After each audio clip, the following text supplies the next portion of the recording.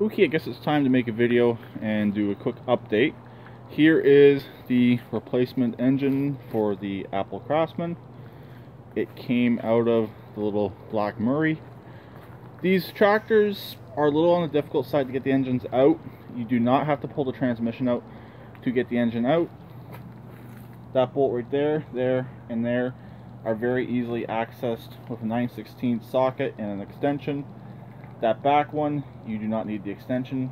A wrench would probably be best for that back one. It's right above the transmission. But again, 4 bolts, just like any other engine in these tractors. They come out, engine lifts out. It's easier to leave the pulley in place. As you can see, the belts are still in place. I already have ideas in my mind how I'm going to modify the drive system on this machine. Transmission will have to come out to do that because I'm not monkeying around through that tiny hole. And obviously the wiring on this machine will be upgraded. The back tires will be staying stock for now. I got new front tires for it. And the gas tank will be most likely changed to an MTD gas tank. But the little Black Murray is not what this video is about. This video is about the Apple Craftsman. So here is the engine from the little Black Murray. I don't know if it's the original engine that was in the Black Murray or not. A few things kind of tell me that this is possibly not the original engine. The way it was bolted in, it had one mismatched bolt in it, a few little things like that. But last night I was able to get all the wiring done, the solenoids done, the everything's ready to go. It required a 4-wire solenoid. I converted it to a 3-wire solenoid just by adding this little ground wire right here. Very easy to do. I did not have a working 4-wire solenoid on hand, just a 3-wire one, so I changed it. Those two came with this tractor and the other tractor, but they're both dead. The charging system was unhooked, reconnected all that. The headlights were unhooked, reconnected all of that. The ignition switch works, the clutch safety works, the seat safety is disconnected. I'd like one or the other to work, so most likely the clutch safety on this machine will work. This machine is not getting modified. I don't sell modified tractors. I don't want to take the liability of selling something that's modified.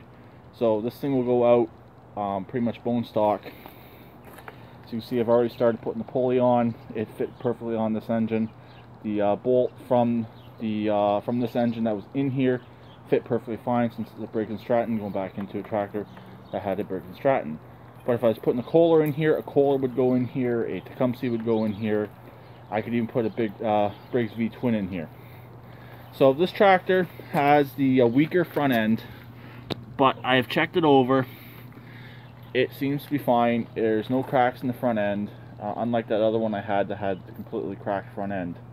So that's why this tractor is a good candidate for an engine. Also, this tractor, I'm not sure of the year on it fully, since the model number has been painted over. But as you can see, the rear fenders used to be that beige color, but the wiring is from a newer tractor, so I don't know if they swapped the wiring, they swapped over the fenders. As you can see also, that's that beige color, kind of beigey gray color right there too. So really this tractor might have been put together from a bunch of different parts in the first place, and it's just going to go back together as a stock machine. And that looks kind of like a John Deere. And Apple stickers on the back. Blake PC made a funny comment on the previous video that who knows, maybe Steve Jobs owned this tractor. Highly unlikely, but who knows, when I go to sell it, it's going to be called the Apple Craftsman. Okay, this is the first attempt to crank of the Apple Craftsman.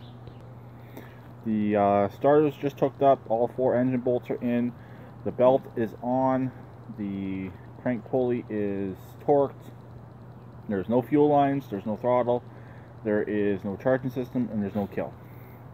It shouldn't start, but it should crank, as long as the starter's okay. I was having issues with this starter previously when it's on the Murray. And the ignition switch is a little on the sticky side, but it's cranking. Yeah, I think the little hesitation there is the stickiness in the ignition switch. If the starter does start giving me issues, I do have a replacement core for it, so not a big deal.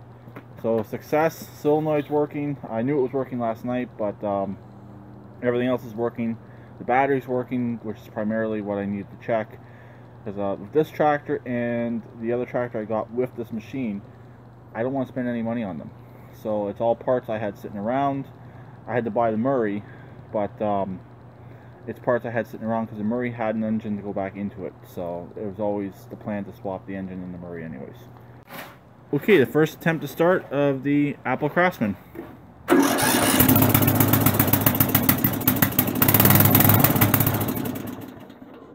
Not too bad.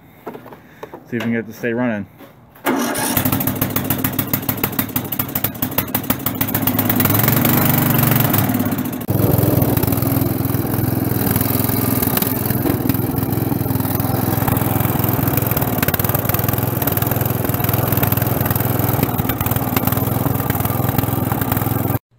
Okay, at this point of the Apple Craftsman project is finished.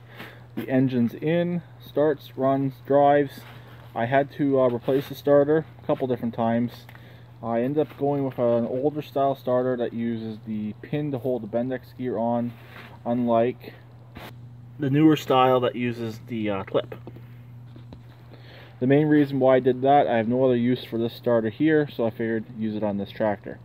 So I'm still having a few starting issues related with the battery, and I'm having a couple of carburetor issues, but it will start, run, and drive, and it's good enough for right now. It's a movable machine. So that's pretty much it for stage one of the Apple Craftsman. So I'll talk to you later. Please keep redneck like always, and please subscribe, comment.